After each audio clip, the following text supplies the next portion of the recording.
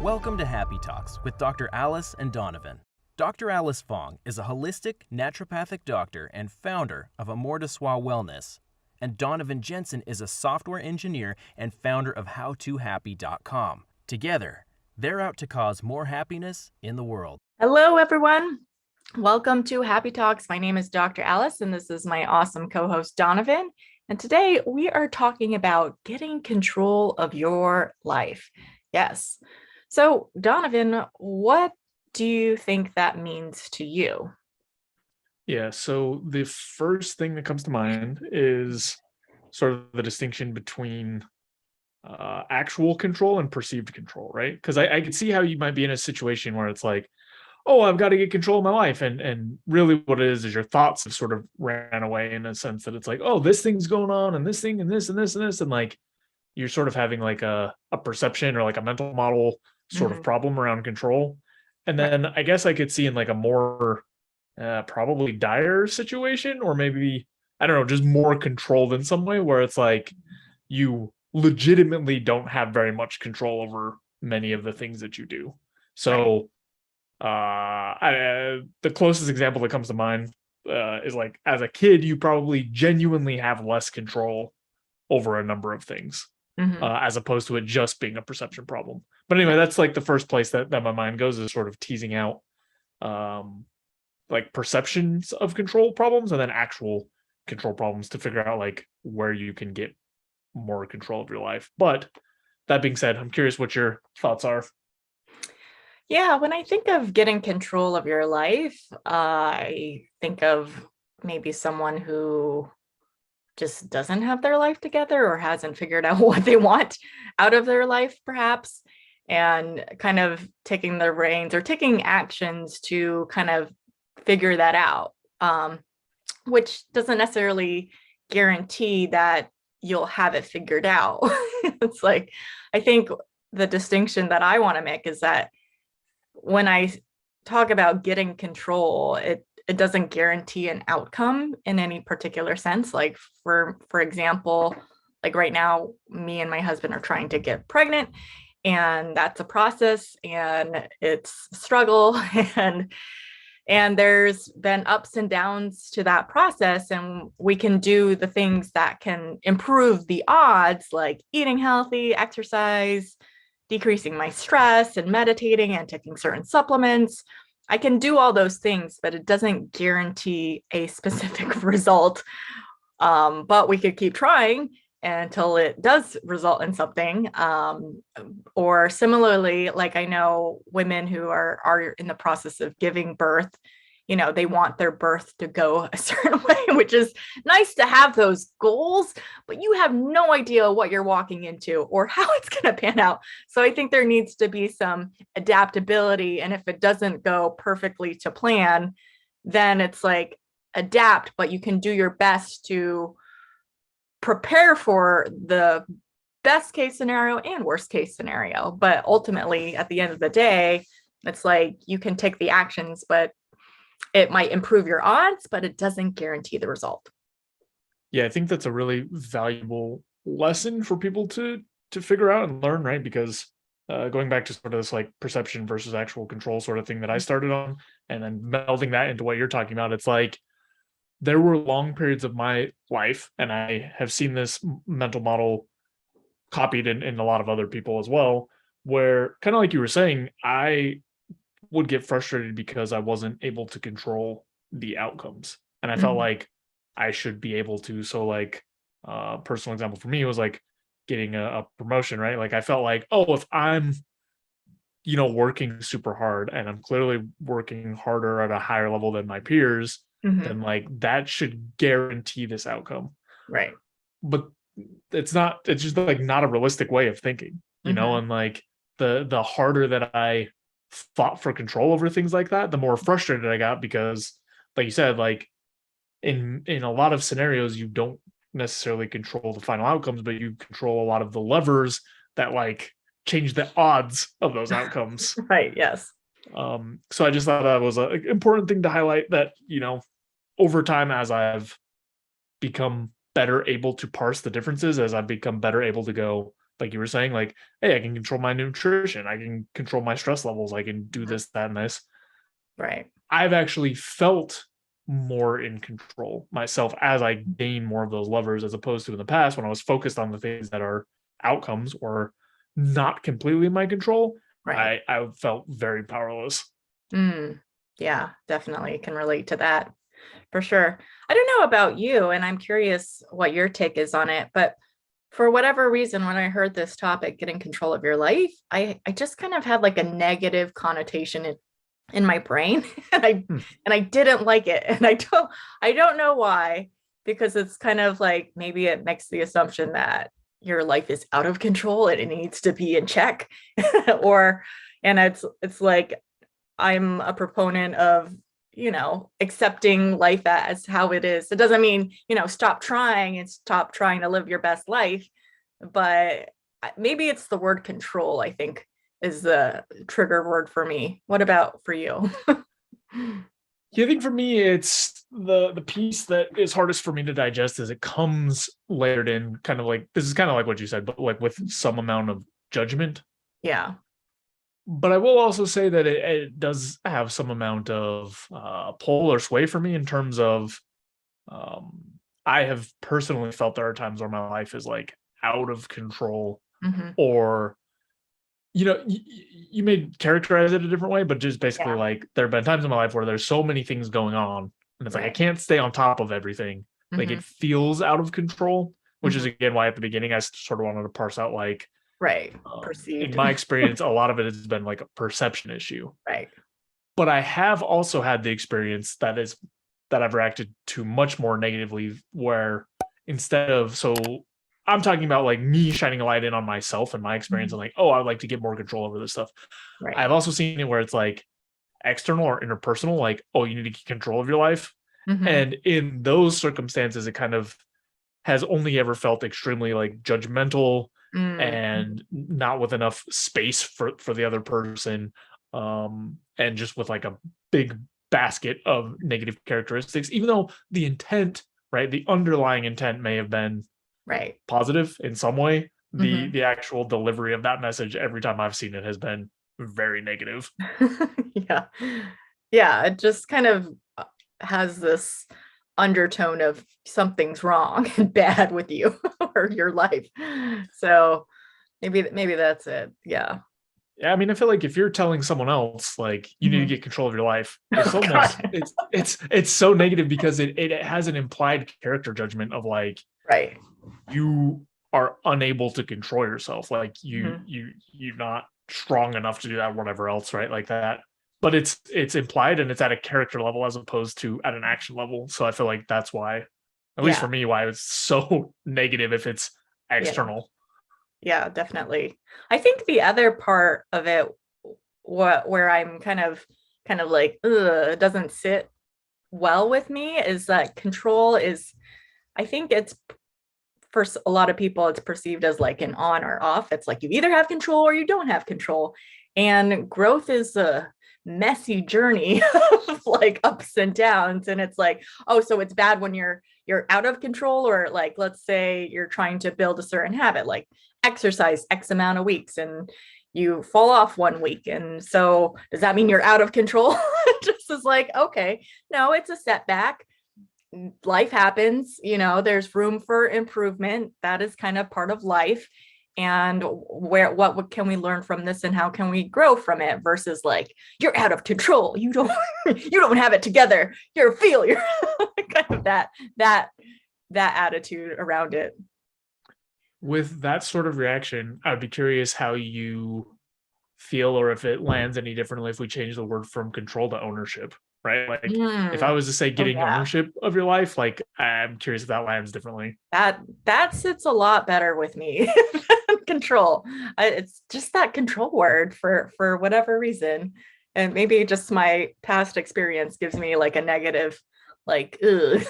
But ownership sounds like, yeah, I'm owning my life, I'm getting ownership of my life, taking charge, but not like trying to manipulate or trying to force an outcome, I guess. So it sounds like maybe the distinction for you is that ownership feels like a little more organic, and Mhm. and control feels like white knuckle, like Yeah, I need things to go this way. right. Yeah, definitely. Yeah, that makes a lot of sense, and I can also see how using a word like control can make you or lead people to focus on sort of the wrong things, right? Where Mhm. we were talking about earlier, there's a lot of nuance around like what you actually have power over or control or ownership or whatever you want to call it, like things that you actually genuinely it's you and your choices that uh I don't know, that are the main influence there. Whereas there's other things like certain outcomes where those choices do have, yeah, like influence, but are not ultimately determined by those. Mhm. Mhm. Yeah, definitely. Can you think of any examples? Like, I mean, we can use it interchangeably or whichever you prefer, but like, can you think of an example where I mean, you talked about it a little bit and you said you've experienced of like your life has been out of control. Like, was there a specific example where you felt your life was out of control and what did you do to kind of get it in control or own your life Yeah. at that point?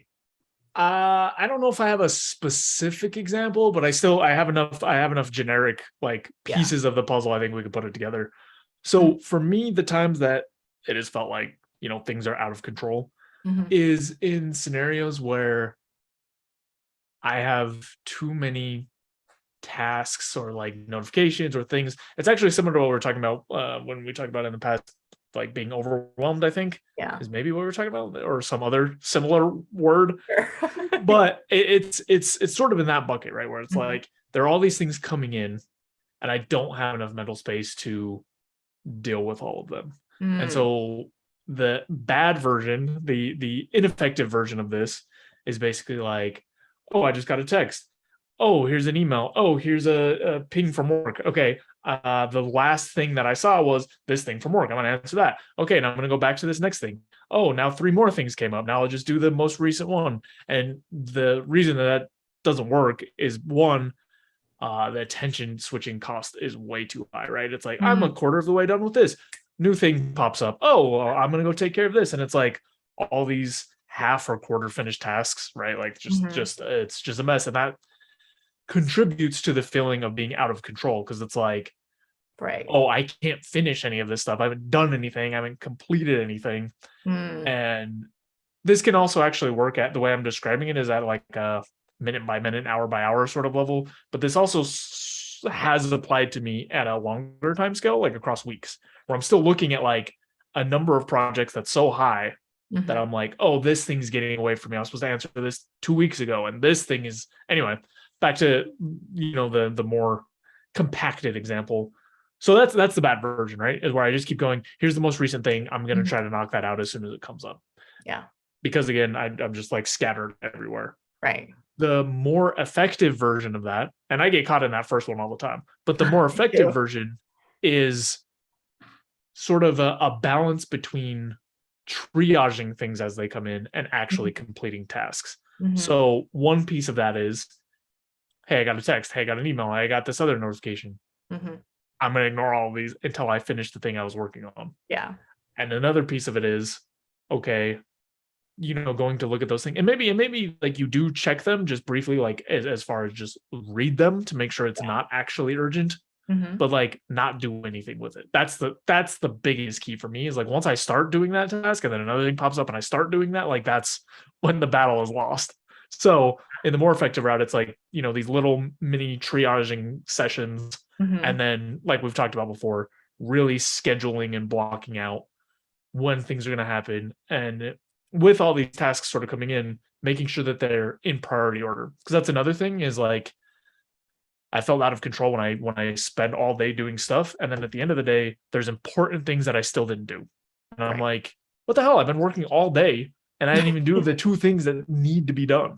Mhm. So that's another piece of what's important as far as feeling like things are more in control. The last thing I want to mention is sort of having some sort of system or centralized way of like, here's everything that I need to do and organize. Because another piece that really feels out of control is when it's like I have 5 notifications in 25 different things Mhm.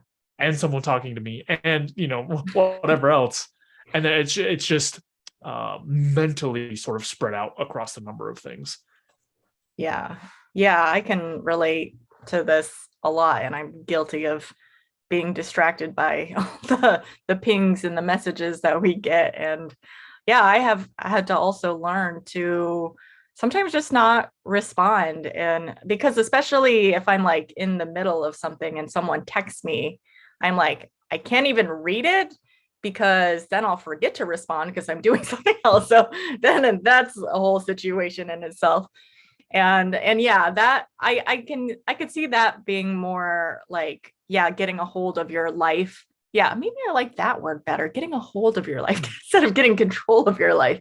Because time management, which is something we have talked about a few times on this podcast, is like so critical, and that helps me feel like I'm getting things done, I'm accomplishing things, and I'm setting up like focusing on like what are the priorities. Yeah, I have had the same experience where I feel like I've been busy all day, go, and then at the end of the day I'm like, did I really do anything, or didn't get anything important done? It's just all these menial things that weren't really super important but just simpler to do.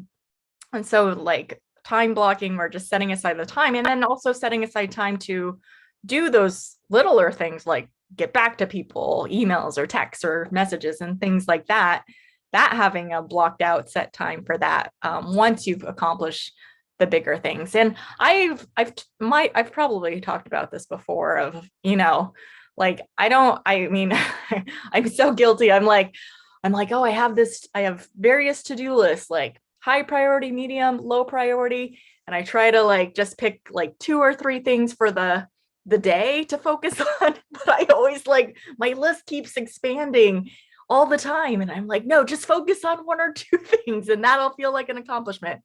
But that's a practice in itself of trying to like isolate it down to smaller so it feels more, because then it's like, oh yeah. Oh yeah, no, that's another great point that you bring up about making things smaller, because I've also felt a lot more out of control when I have a bunch of tasks that are huge. Yeah. Right. Or just unknown, right? So I think we were talking about it before, like, my brand new, well, it's not brand new to me, wood stove is like all rusted up and seemingly happened overnight. And when it first happened, I got stuck in this trap of just like, oh no, I have to drop everything and fix this right now. Oh, this is like critical. But over the past, day or so, it's been like, as I've had a little more time to think about it, and I spent a ton of time already sort of like researching it and trying to figure out what I'm supposed to do, I realized like, oh, this is not crazy urgent. Like, it's something I would like to take care of, but it's not more important than, say, like going to work, like focusing on my job and things like that. And Right. like a wiser approach would have been maybe time blocking, because it was unknown, an amount of time, like, okay, I'm going to spend 20 minutes on this and figure out if it's urgent. I'm not going to go down a rabbit hole of like, what's the best way to fix this? How can I get the optimal solution? Oh, what are all the different products? Because that's what I actually did. But like a more useful thing would have been to sort of block out, like, okay, I'm going to spend just enough time to figure out how urgent this is. And I'm not feeling, out of control, or however we want to characterize it today. However, those are the kinds of things that, when paired with, okay, let's say I have this surprise rush problem, and then I have this a surprise car problem, and then something with the gutters, and there's like a minor flood or something, like that's when I can start to really feel out of control, is when it's like there's all these problems cropping up, and I don't have necessarily solutions for them, and I feel like I have to solve everyone right now. Right. So mainly all that's to say, sometimes too, it's easy to get sucked into sort of this trap of like, this has to get done right now because the problem just popped up. But if you can just take a minute to, again, going back to like that diagnostic part, Sometimes it is like, oh, this might be urgent. I need to figure it out. Yeah. And then go back to what you were doing. Right. Yeah, it's not a perfect system. You just have to life will keep happening. And I think that's also another point to drive home is that, life will happen and we have to adapt and things don't always go as planned, but keep doing your best. Like one of the 4 agreements. And that's the other thing I wanted to touch on when people feel like their life is out of control, is to not necessarily bundle it with like, oh, I suck, or I'm bad, or I'm wrong, or all of that. Like have a certain perception of yourself because it feels like life isn't going exactly as planned or you don't have it figured out yet. But instead of seeing it that way as just like, okay, well, what do I need to do to be a little more effective in a certain area? Or if there's too many things going on, it's like, let's just focus on one thing to be a little more effective on. Like, because sometimes when I'm trying to I've learned the lesson of not trying to start like 5 new habits in the same month. It's like, let's add 1 new habit for the month and see how that goes. Because if I try 5 and then I'm failing at 5, that just doesn't seem as effective. And then you just kind of quit. So I think it's a matter of, okay, it's nothing wrong, nothing's bad. It's just a matter of like, where can I grow, or what do I need to do to be more effective at this particular thing for this moment in time? Yeah, I think that's a really helpful way of just sort of chunking things out so that they're a little bit more digestible. Yeah. We've been talking a lot about sort of this dichotomy between out of control and in your control, right? Yeah. And I just thought of a different angle. I'd be curious what your thoughts are. If somebody feels like not so much that their life is out of control, but more that they don't have control in their own life. So let me give you some examples. Kids, right? That's an easy one. Like if they feel like their parents are too oppressive or whatever, or telling them every single thing they have to do. And then also probably the other most common one would be like spouses or relationships where they feel like their significant other is like, you have to do this, you have to do that, you have to do this. And like it starts feeling like I don't have control over any of my time, or like a sufficient amount of my time feels controlled by someone else. I'm sure there are some other scenarios, but those are the top 2 that come to mind, and I'll just be curious what your thoughts are on that. Well, I mean, my initial thought is that 1, nobody likes the feeling of someone trying to control them.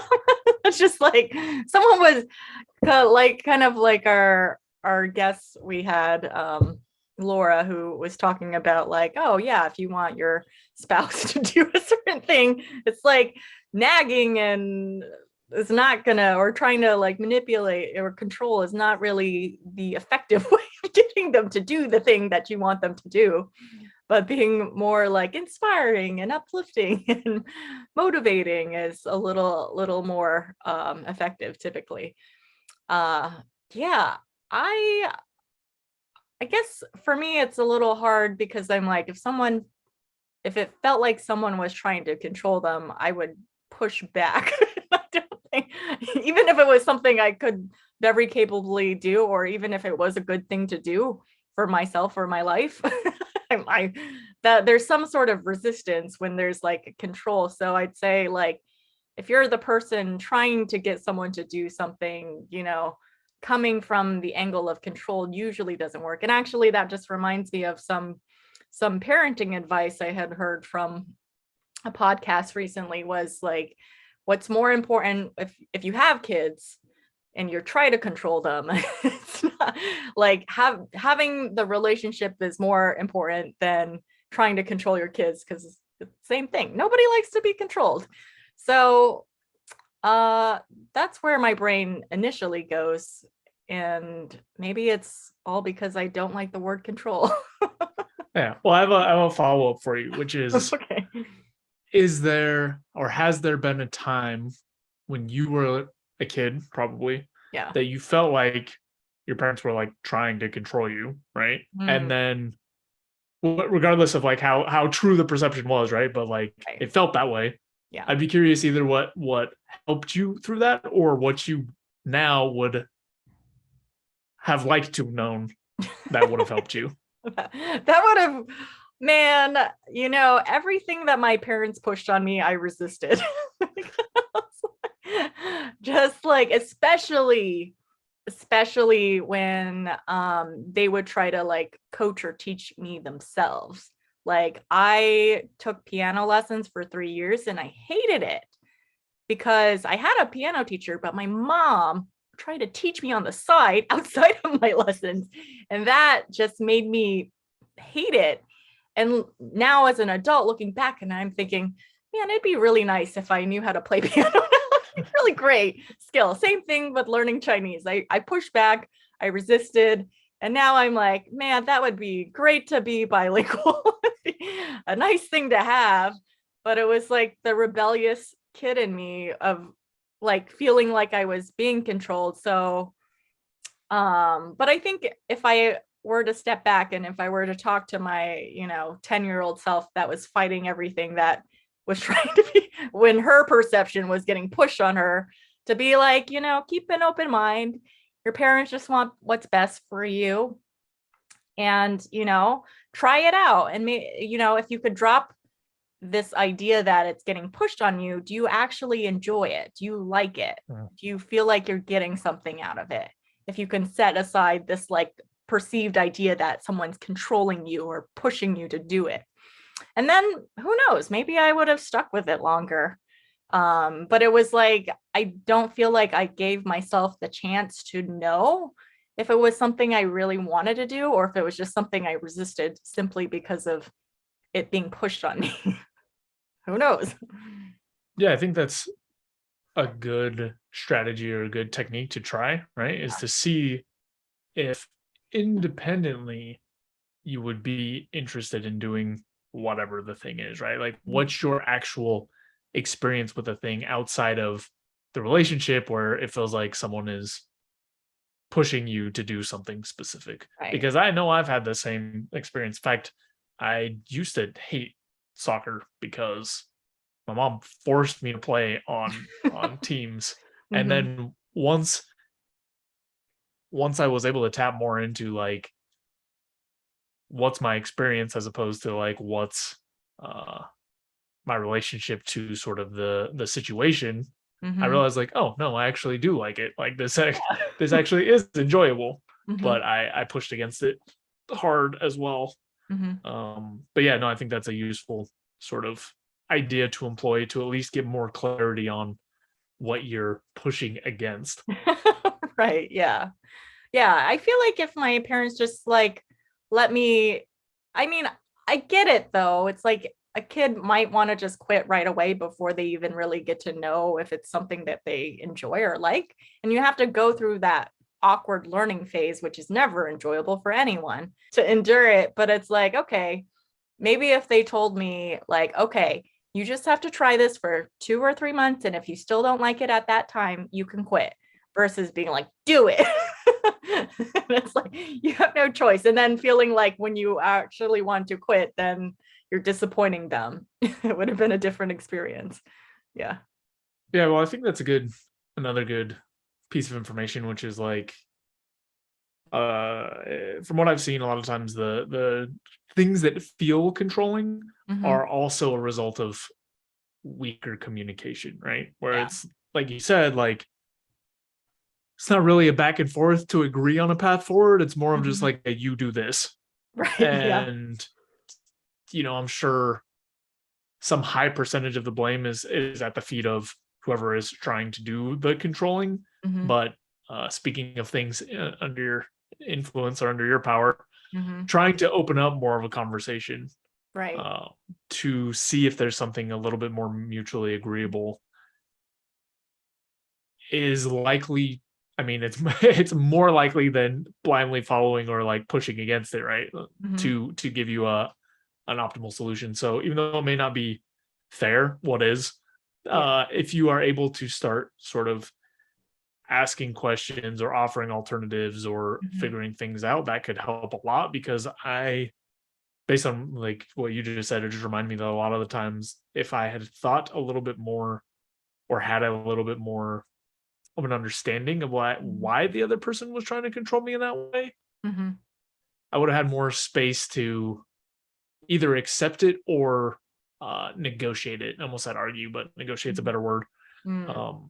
Because sometimes, like you said, it's like, with a parent-child relationship, they're generally people are only forcing their kids to do stuff because they think that it will be beneficial for them in some way. Right. But I don't think it's communicated that often around like, I don't think kids get that. yeah. Yeah. Or it's just like, the communication is at a level that's not helpful for the age group, right? Because I remember times where they're like, this is going to be good for you, or oh my god, if anyone ever tells me it builds character ever again in my life, I'm gonna freak out. Like, because it didn't mean anything to me, right? Like, it's like, Yeah. why do I have to do this thing that I don't want to do? Oh, because it builds character. Well, like, that isn't Mhm. really, I mean, now I can sort of smash that into a box, but at the time it didn't mean anything to me. Right. Yeah. But if somebody could have explained some of those things in a better way, it might have helped me to understand, like, sometimes you have to do unpleasant things, Mhm. Yeah. regardless of how you feel. Right. And by doing that, you'll be better able to handle other things that you don't want to necessarily do, Mhm. but have to. And Right. that is part of the nature of the way that life works. Like, Yeah. some more context Yeah. on some of those things might have been helpful. Maybe not. Maybe I wasn't developed enough No, to it's take it in any form. But I can yeah. tell you that the packaging, right, the communication, Mhm. the depth was just not there in the vast majority of interactions that I was feeling controlled or wanted to push back against. Yeah. Yeah, I could see that. But I would feel like I would probably respond better if someone said something like what you said, of just like, yeah, understanding that life isn't always sunshine and rainbows and you don't get to play and have fun with your friends all the time. It's like you also have responsibilities. But the other thing I thought of, just in terms of like the parenting context of giving the kid some choices, maybe it's like they can achieve the same goal. Like there's different sports. It's like maybe soccer isn't the sport that they want to do. Maybe it's like swimming or something else. It's like, okay, well, if you want them to build character or have something to keep them active and physical, then give them a few options and let them choose. It reminds me of like when COVID was happening and my sister had to do the homeschooling with her kids during the COVID Zoom classes and all of that. To some extent, she heard from another parent friend of giving her kids who were pretty young, like under 5, I think at that time, giving them some autonomy, like get some more excited to do those things versus being told to do it. So she had them like create a list of things that you're going to accomplish today, and just you get a check mark when you do the thing. But they created the list themselves. Well, they worked with my sister, their mother, to create the list too. It's not just like eating candy all day, but like getting like certain things done. Check.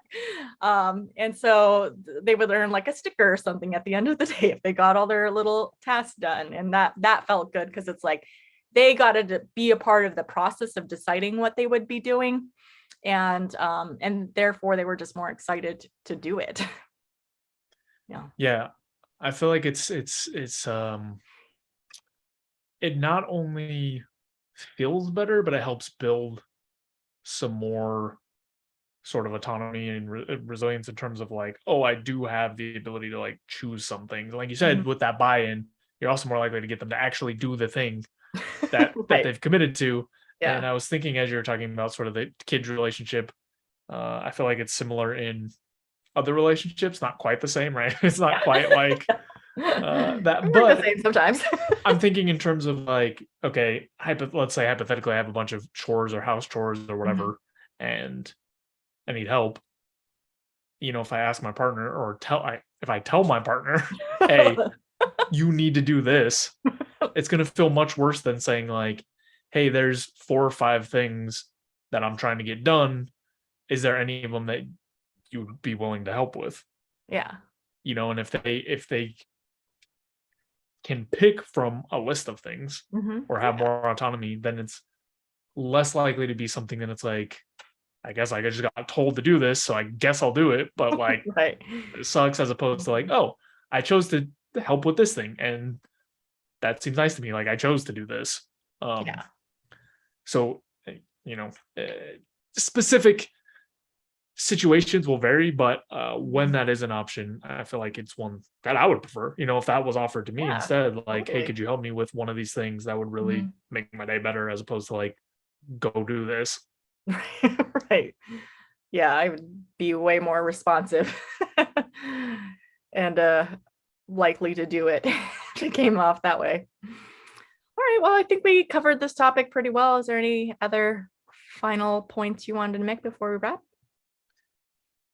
The main thing is just that, in my experience at least, and from the people I've seen around me, a lot of times, if you feel like you don't have control or ownership, or Mhm. however you want to characterize it, it's often a perception issue, because Mhm. we generally do have quite a bit of control of our lives, regardless of the situations. Now, there may be, depending on your situation, more or less controls in certain areas, right? Mhm. Certain very specific things. But even within that, usually we still have the ability to make some choices and have some influence on how things go. So focusing there, like we talked about, is far more likely to be fruitful than just sort of railing against outcomes that you don't control, or Mhm. whatever else it is. Yeah, totally agree. Excellent. Well, thank you everyone for tuning in this week. We appreciate you. And if you appreciate us, be sure to like, comment, subscribe, and help spread the happiness in the world. We'll see you next time. Thanks for watching. If you enjoyed the video, please take a second to subscribe, as it really helps out a lot. If you're looking for more content, there's all sorts of information over at howtohappy.com. And if you want something a little bit more condensed and concise, I've also written the book Mindscaping, which is essentially a framework for optimizing happiness. So we'll have the link there as well. And that's all I've got. Thanks again. I'll see you next time.